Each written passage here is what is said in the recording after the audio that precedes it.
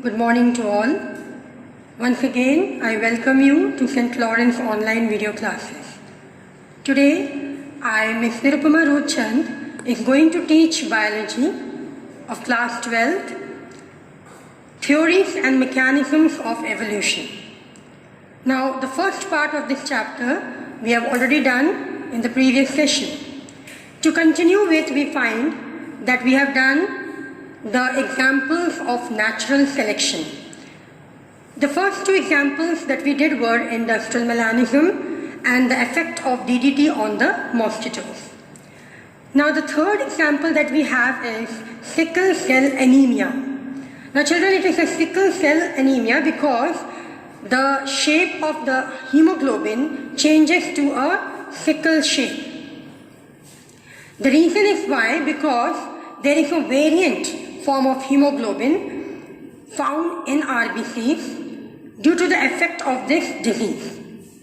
Now in this we find normally a hemoglobin is a pigment found in the RBCs, but due to the presence of this variant form of hemoglobin, we find that the shape of the RBC changes to sickle shape.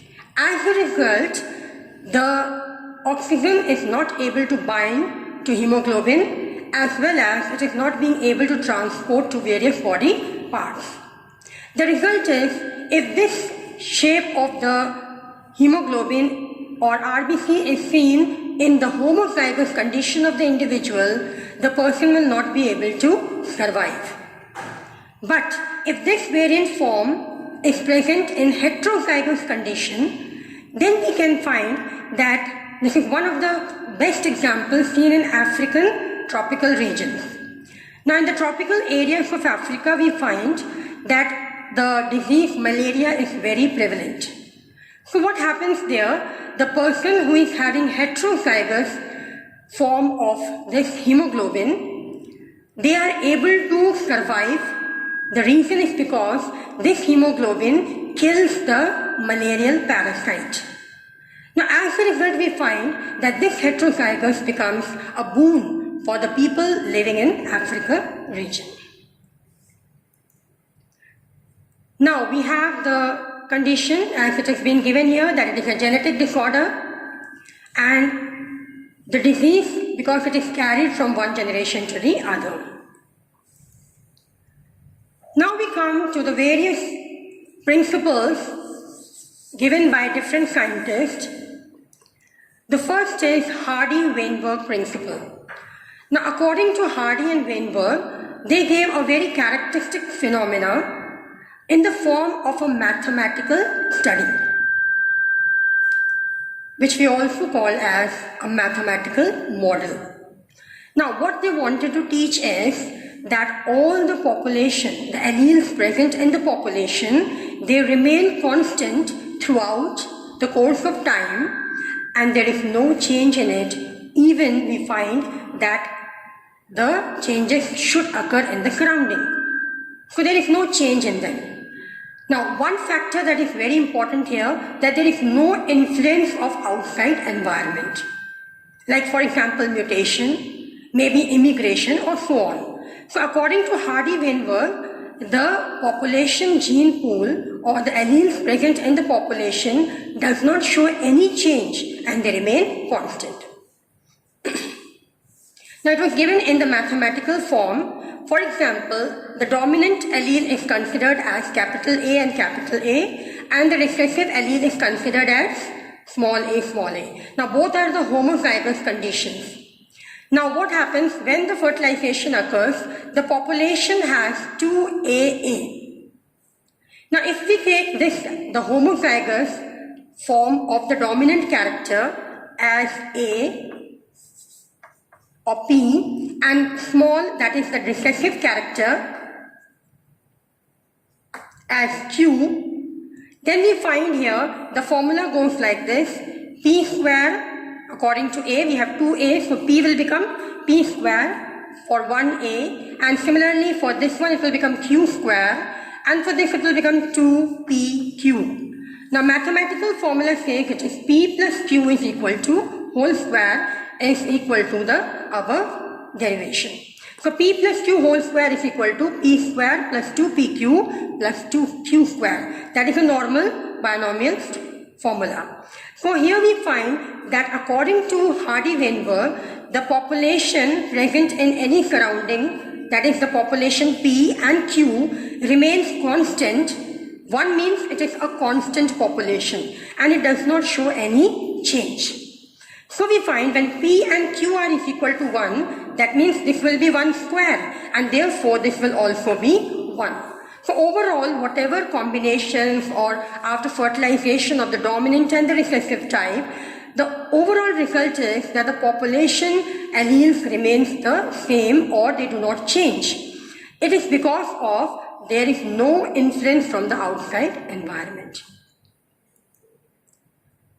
So we find here that as it is given here, in stable populations, gene frequency shows simple law of probability that we have shown by this mathematical model. The next is the founder's effect. Now this type of effect is seen in a large population. And the main idea behind this is the migration. Now when a part of the population migrates, or you can say emigrates to another area, what happens? The gene pools, they move from one area to the other. Now from the area which was there already present, from where they came from, so that is lost. The allele is lost in that area and new alleles are added in the new population. So as a result, we find that sometimes the change in the allele is so different, like we have seen in Darwin finches also, that the new population gets a new variety or new alleles in the surrounding. And we find that the original form that came in the beginning, that will be called as the founder of that. Founder means who started. So here we find the genes or the alleles which were first carried to the new area, they will be called as the founder, and the effect which is seen in the generations or forming of a new species and so on, that becomes the effect. So that completes the founder's effect. The next is the bottleneck effect. Now it is a very interesting phenomena where we find that it is basically on a small sized population. To understand this, we have to understand a particular term that is called as gene drift. Now, according to gene drift, we find that in a population, suppose we have two dominant and recessive types here, which are of equal number in the population. So dominant alleles are also equal 2 and 2 here, but after some time we find that the dominant allele becomes P, P and P, and only one Q is left. So you can see here from one post to the other period of time, the frequency of P is becoming 3 from 2. So from 2 it has become 3, and this has become from 2 to 1. So we can take it as 0.1. So 0.3. So P is increasing in 0.3 formation, whereas Q is reducing, and a time may come when this will become completely 4. That means P will become 0.4 and this will become 0.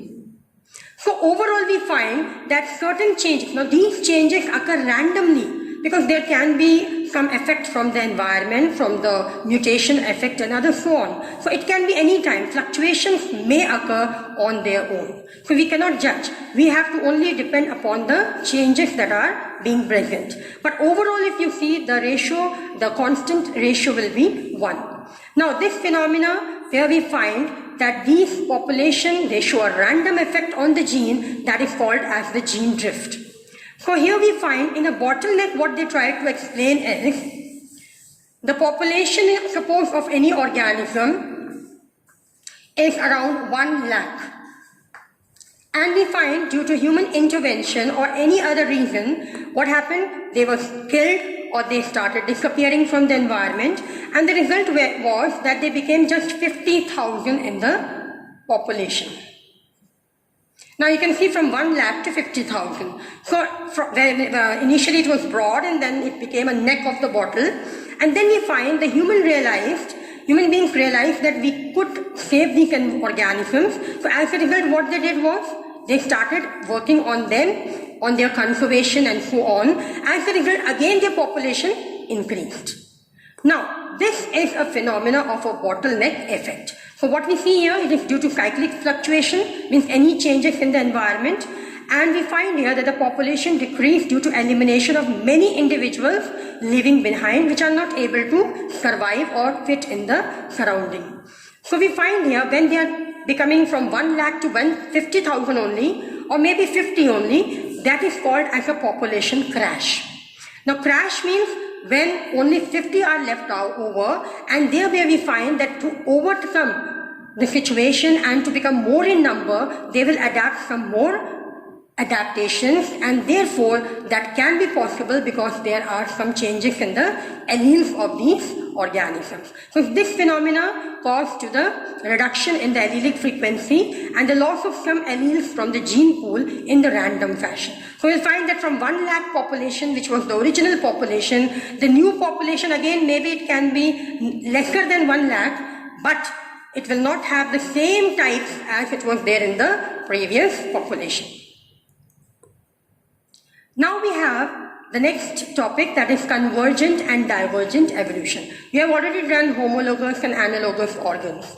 Now, when we find that in the course of evolution, means from the time when the evolution started, if the course of evolution leads to the formation of homologous structure, then it is said to be as a divergent evolution. So it is given very clearly. And then we find it is just the opposite in the case of the convergent. We find whereas convergent is the evolutionary mechanism by which analogous organs are where we find that the functions look similar. For example, we can take a dragonfly and we can take a bat. They all have same function, but their mechanism of their evolutionary plan is totally different. They have different bone pattern and the muscle pattern. Change.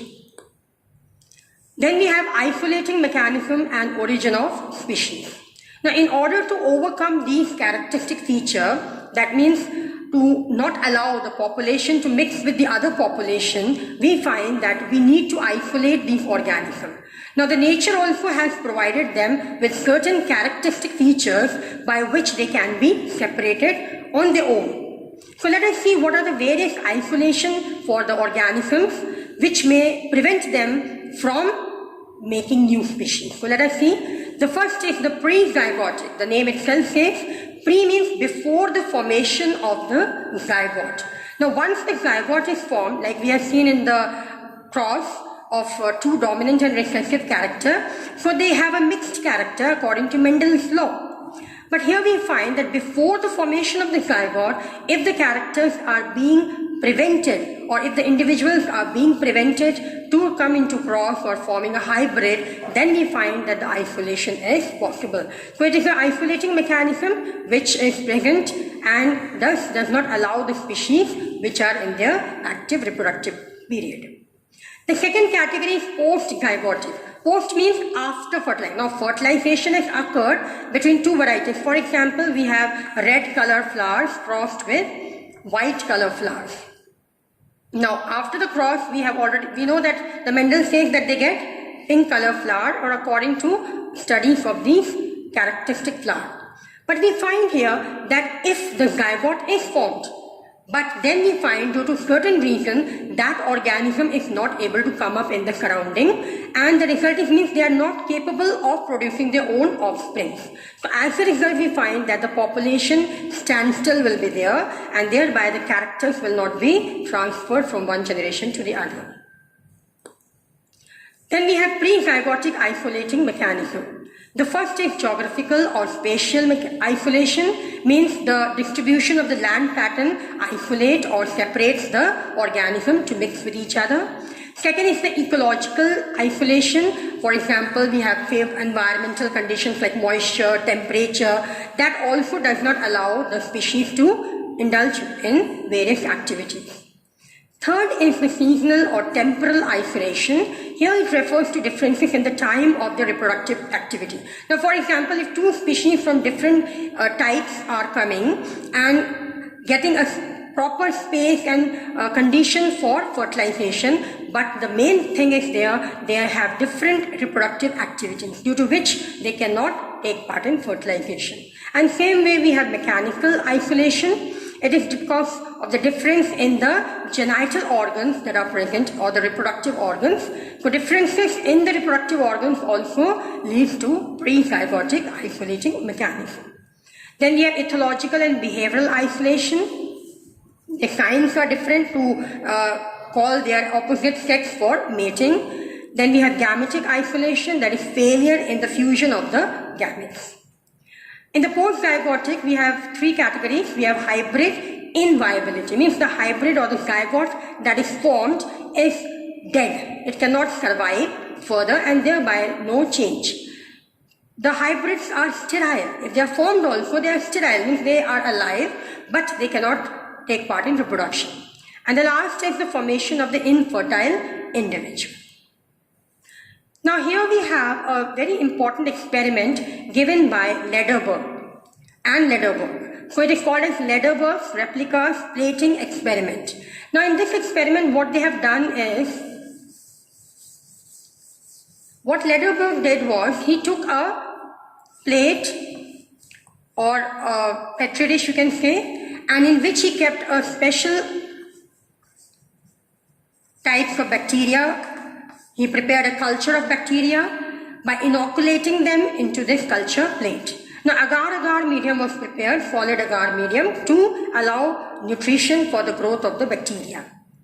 Now he found that he took only one type of bacteria, but in the course of time what happened, that he found numerous colonies of bacteria developed there. So he had taken only one type, but then he found several colonies of bacteria developing there. Now what he did was, he took a velvet disc and then it was mounted on the wooden block, and which he placed it on the surface of this dish, and the result was that this was acting as a mainstream which was kept on another dish. Now when this was placed on here, what happened, all the bacterial colonies started developing, which were here, they started developing here. How? By the form of this, means they get attached to this sterile velvet sheet, and then when it was kept here, the multiplication or the growth of the microorganisms started taking place in another dish. Now what happened actually, this sheet became the master plate, because this was the main original sheet from which the new organisms multiplied. But in course of time we found that he put penicillin, you know that it is an antibiotic drug for killing bacteria. So most of the bacteria were killed in this, but still there were few mutant varieties which were being left behind. And that proves that the mutant varieties are already present in from the beginning only in the population. They only come up when the conditions are favorable for them. Like for example, when penicillin antibiotic was added, then these mutant varieties emerged, or they started growing, whereas those which were not able to cope up with the environmental changes, they disappeared.